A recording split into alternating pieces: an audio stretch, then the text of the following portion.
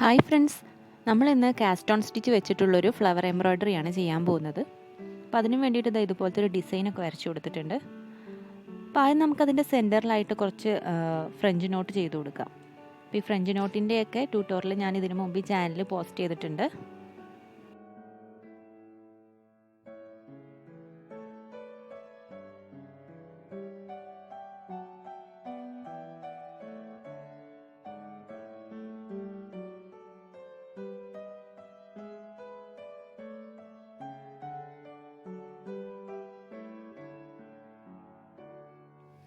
ഫ്ലവറിൻ്റെ ഇതളുകൾ വരുന്ന രീതിയിലാണ് ഞാൻ ഈ കാസ്റ്റ് ഓൺ സ്റ്റിച്ച് കൊടുക്കുന്നത്.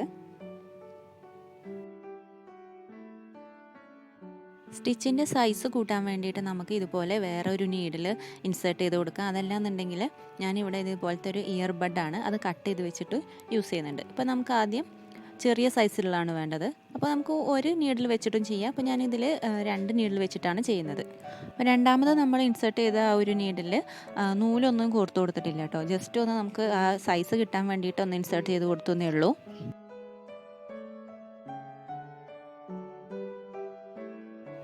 ഈ ഒരു രീതിയിൽ നമ്മൾ നൂല് ചുറ്റിയെടുത്തിട്ടാണ് ഈ കാസ്റ്റ് ഓൺ സ്റ്റിച്ച് ചെയ്യുന്നത്. ഇത് സിംഗിൾ കാസ്റ്റ് ഓൺ സ്റ്റിച്ചാണ്.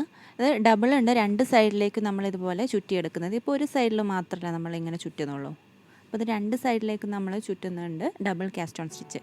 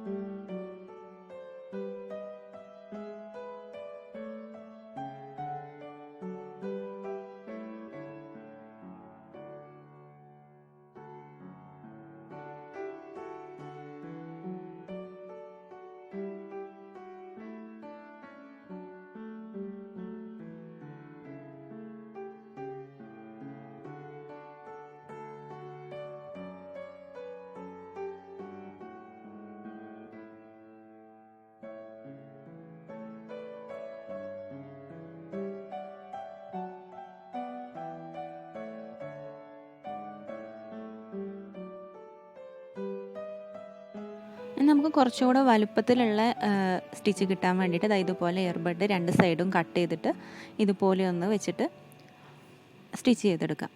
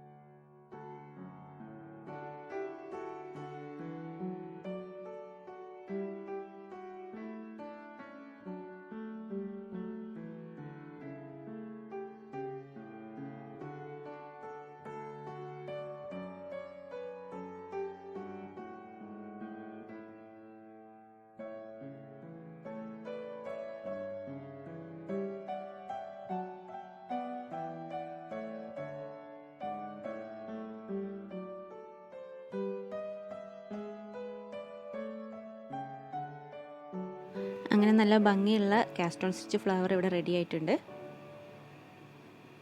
ഇനി ഇതിൻ്റെ ചുറ്റിലുമായിട്ട് ബൂളിയൻ സ്റ്റിച്ച്, അതുപോലെ തന്നെ ഫ്രഞ്ച് നോട്ട്, പിന്നെ കുറച്ച് ലീവ് സ്റ്റിച്ചൊക്കെ വെച്ചിട്ട് ചുറ്റിലുമായിട്ട് നമുക്ക് ചെയ്ത് കൊടുക്കാം. അപ്പോൾ അതിൻ്റെ ഒരു മെത്തേഡ് എങ്ങനെയാണെന്ന് ഞാൻ പറയുന്നില്ല, ജസ്റ്റ് ഒന്ന് കാണിക്കുന്നേ ഉള്ളൂ. ഇതിന് മുമ്പും അത് വെച്ചിട്ട് ചെയ്തിട്ടുള്ള വീഡിയോസ് ഞാൻ അപ്ലോഡ് ചെയ്തിട്ടുണ്ട്.